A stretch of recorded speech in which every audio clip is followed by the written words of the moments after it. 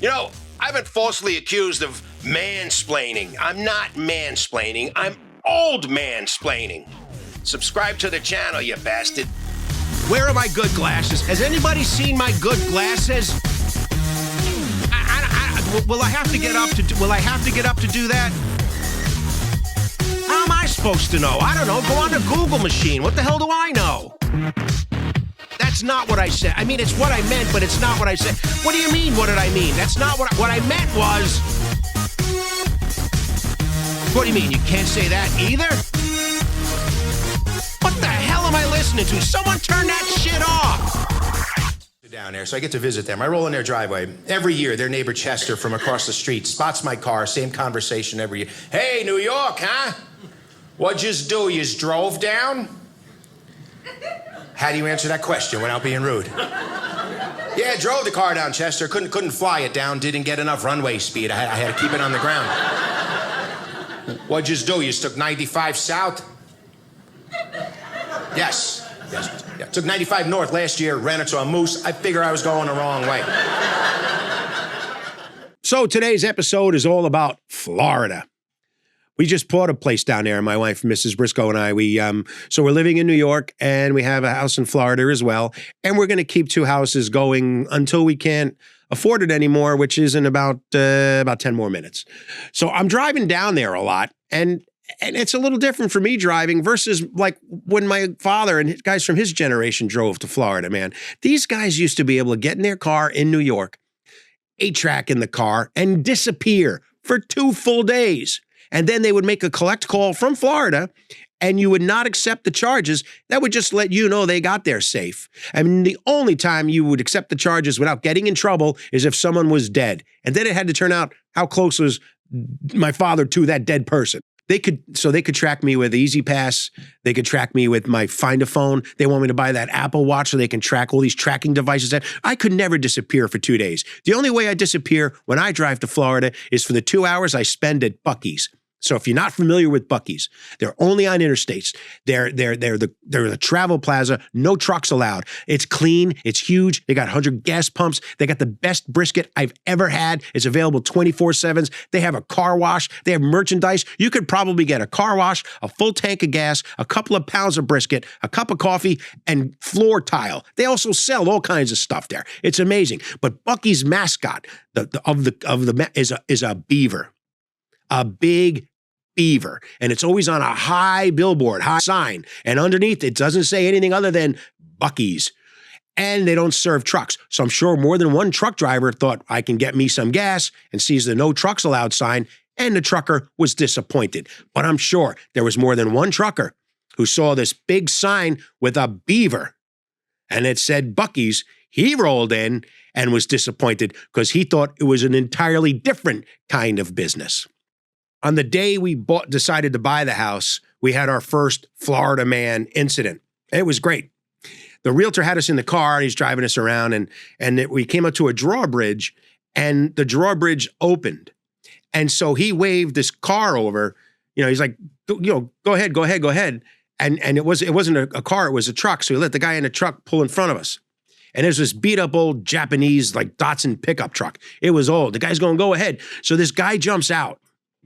And I got a little nervous. The driver jumps out, and he was he was anywhere between 40 and 90 years old. I mean, somewhere in between there. He had jean cut-off shorts that he probably cut for a bicentennial keg party. His sandals were old enough to have been worn by the apostles. This guy was he had a ponytail, and he tied it with a bungee cord. He had a bald head, and he had a beer gut orb. Looked like he swallowed a bowling ball.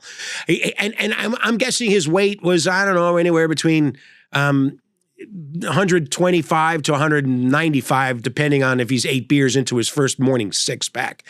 So he jumps out of the car, and before he jumped out, he had grabbed something off the dashboard and was cupping it, and he's coming at us. And I was thinking, man, it could be a gun. Who knows what this is?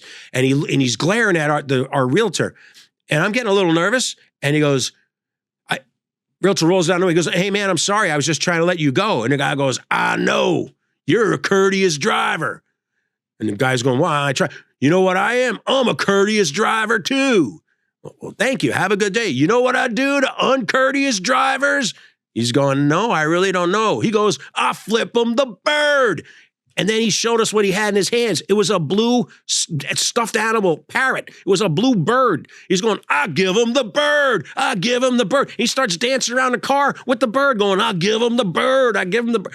And the bridge goes down. He goes, have a nice day. And he jumps back in his truck. And the realtor's like, I go, we'll take the house.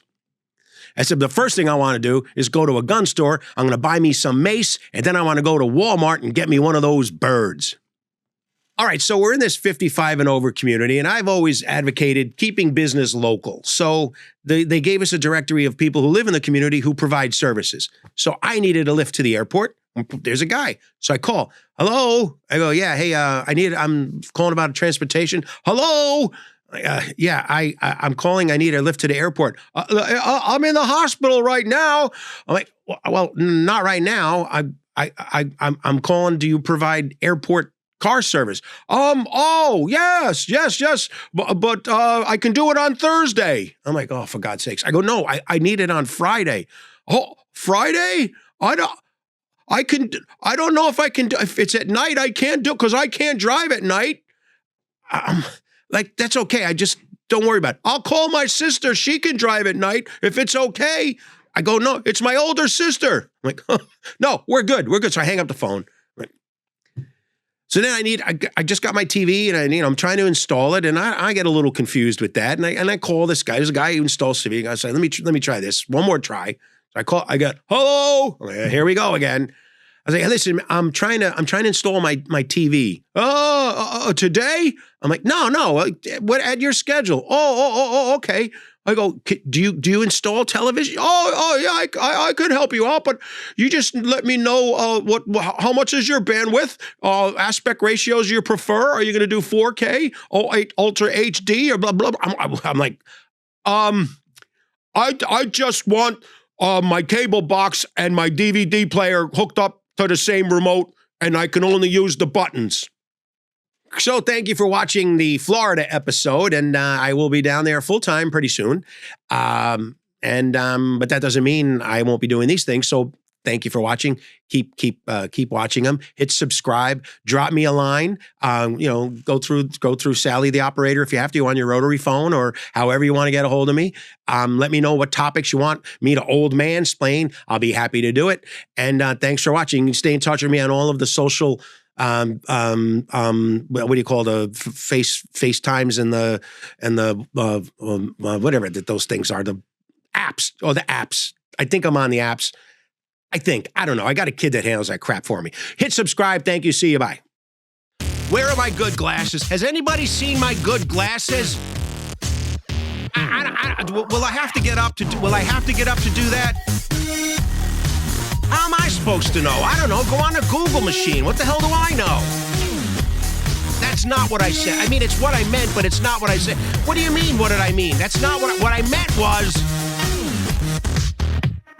What do you mean? You can't say that either? What the hell am I listening to? Someone turn that shit off!